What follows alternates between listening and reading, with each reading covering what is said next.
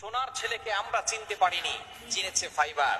এই যে মুগ্ধ মানুষকে পানি বিতরণ করেছিল, ছাত্রদেরকে পানি বিতরণ করেছিল, পানি পানি করে ডাকছিল, সেই মুগ্ধকে দুনিয়া থেকে বিদায় করে দেওয়া হয়েছে। একটু চিন্তা করে দেখেন, মানুষকে পানি পান করা লাগে তাকে গুলি করে দুনিয়া থেকে বিদায় করে দেওয়া হয়?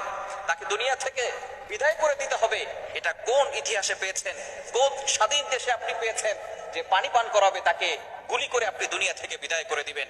অবশ্যই যারা ক্ষমতার লোভে অহংকার করে এই সকল মানুষদেরকে দুনিয়া থেকে বিদায় করছে, আল্লাহর কাঠগড়ায় তাদেরকে জবাবদিহি করতে হবে।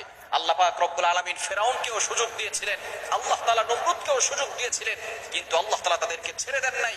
অবশ্যই আল্লাহ পাক রব্বুল আলামিন জানিয়ে দিয়েছেন, ইন্না বাতশা রাব্বিকা লাশাদীদ। আল্লাহ তাআলার পাকড়াও বড় কঠোর।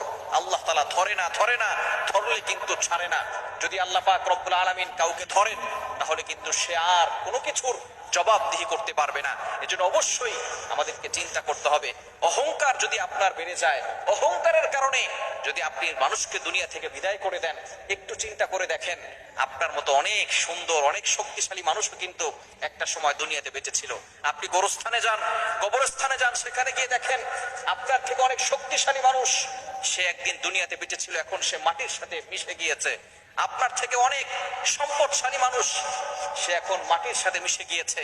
আপনার থেকে অনেক সুন্দর মানুষ, অনেক শক্তিশালী মানুষ, অনেক বুদ্ধিজীবী মানুষ, সে এক সময় দুনিয়াতে ছিল, সে এক সময় মানুষের সাথে অন্যায় করেছে, অবিচার করেছে, জুলুম করেছে, এখন সে আর দুনিয়াতে বেঁচে নাই, মাটির সাথে মিশে গিয়েছে।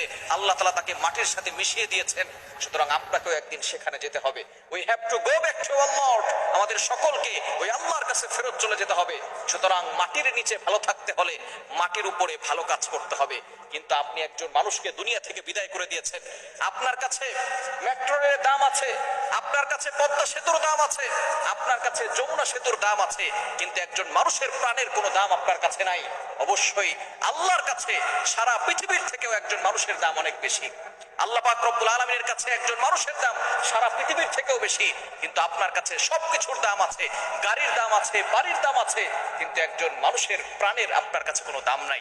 অবশ্যই যারা এই ধরনের কাজ করবে, এই ধরনের নিরীহ মানুষদেরকে দুনিয়া থেকে বিদায় করে দিবে, তাদেরকে কিন্তু আল্লাহর কাছে জবাবদিহি করতে হবে, কারণ আমরা কেউ দুনিয়াতে বেঁচে থাকবো না।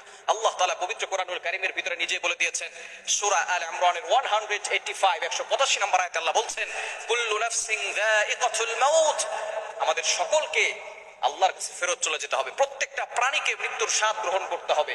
দুনিয়ার ভিতরে গরুর প্রতি গরুর জুলুম আল্লাহ তাআলা সহ্য করবে না। দুনিয়ার ভিতরে বুখারীর হাদিস, যদি কোনো গরুর শিং একটু বড় থাকে, সেই গরু যদি অন্য গরুকে আক্রমণ করে, সেই গরু যদি অন্য গরুর প্রতি জুলুম করে, কিয়ামতের ময়দানে আল্লাহ পাক রব্বুল আলামিন যেই গরুটা নির্যাতিত হয়েছিল, সেই গরুর শিংটাকে আল্লাহ তাআলা বাড়িয়ে দিয়ে তারপরে গরুর প্রতি গরুর জুলুম, সেই বিচার আল্লাহ তাআলা করবেন। সুতরাং গরুর প্রতি গরুর জুলুম যদি আল্লাহ তাআলা সহ্য করতে না পারেন, মানুষ হচ্ছে সর্বশ্রেষ্ঠ মাখলুকাত, সেই মানুষকে আপনি জুলুম করে, নির্যাতন করে, অবিচার করে দুনিয়া থেকে বিদায় করে দিয়েছেন, অবশ্যই আল্লাহর কাঠগড়ায় জবাবদিহি করতে হবে। ঠিক কিনা বলেন?